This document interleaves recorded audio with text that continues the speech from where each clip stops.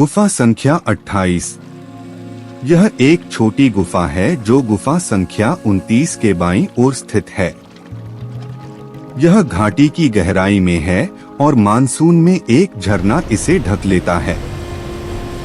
इस गुफा से इस सुंदर झरने की सुंदरता को देखना और आनंद लेना आनंददायक है।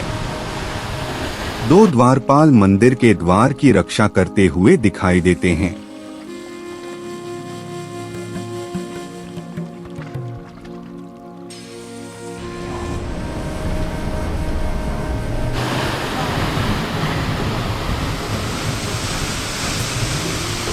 गुफा संख्या 29। यह शिव को समर्पित एक गुफा मंदिर है।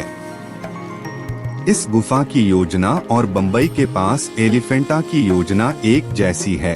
पैनल भी उसी क्रम में हैं, लेकिन यहाँ की कला सामान्य गुणवत्ता की लगती है। इस गुफा की अधिकांश आकृतियों में अनुपात और सुंदरता का अभाव है। फिर भी गुफा अपनी विशालता और विशाल आकृति वाली मूर्तियों से आगंतुकों को प्रभावित करती है।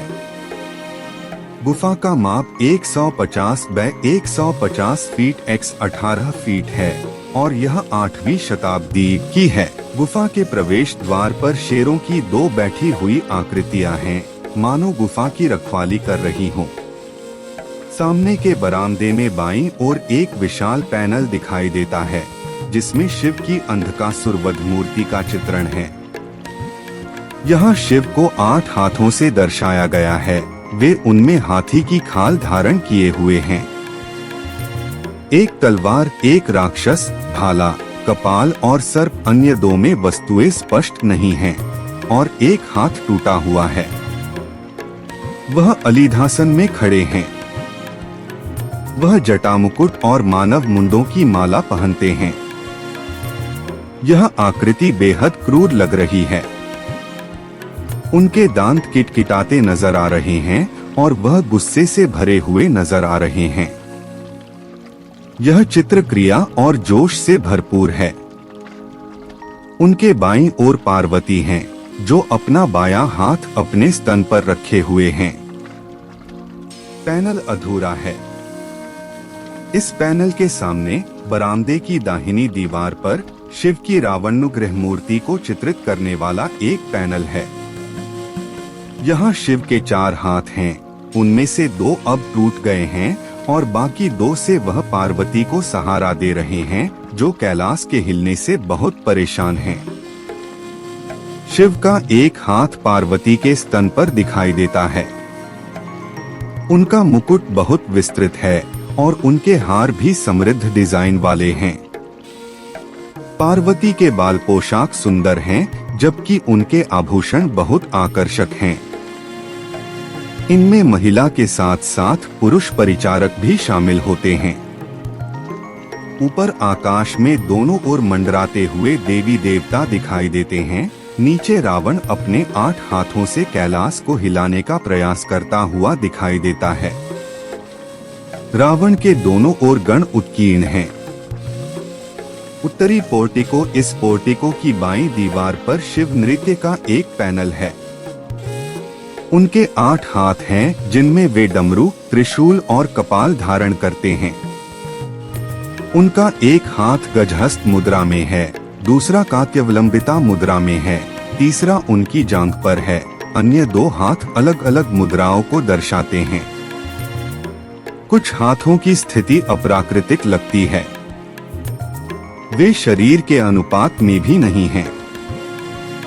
शिव के बाईं ओर पार्वती अपने भगवान के कौशल की प्रशंसा करती हुई दिखाई देती हैं। उनके दाहिनी ओर नंदी और संगीतकार हैं। ऊपर बाईं ओर कमल पर ब्रह्मा, मकर पर वरुण दिखाई देते हैं।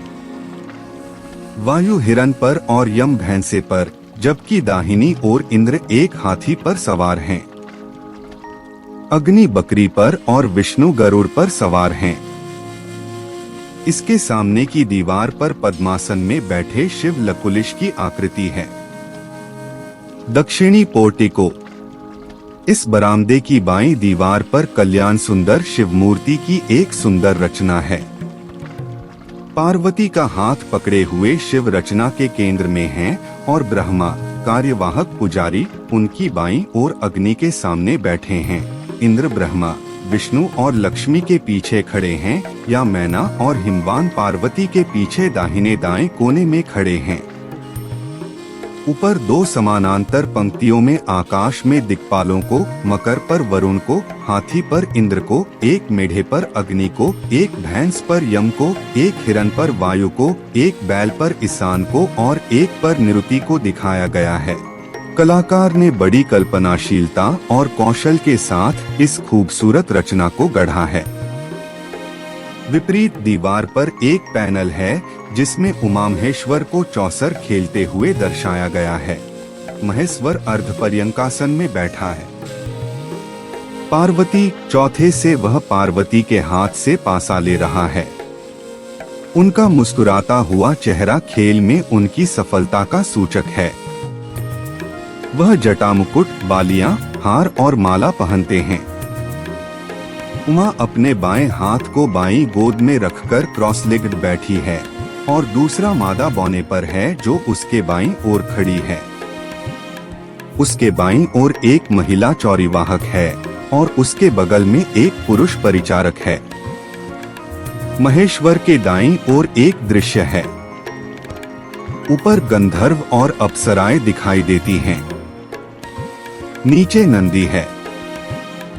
नंदी का अगला बायां पैर एक गण के सिर पर है।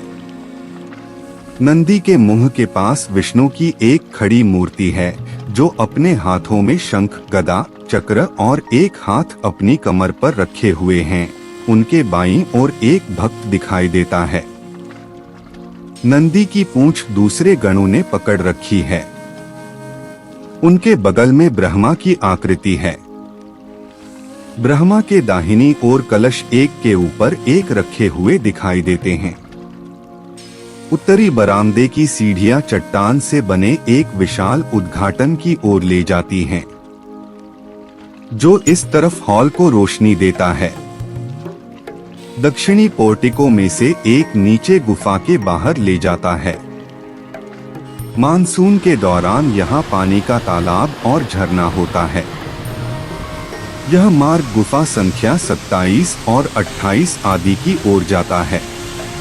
हॉल के स्तंभ एक ही प्रकार के होते हैं।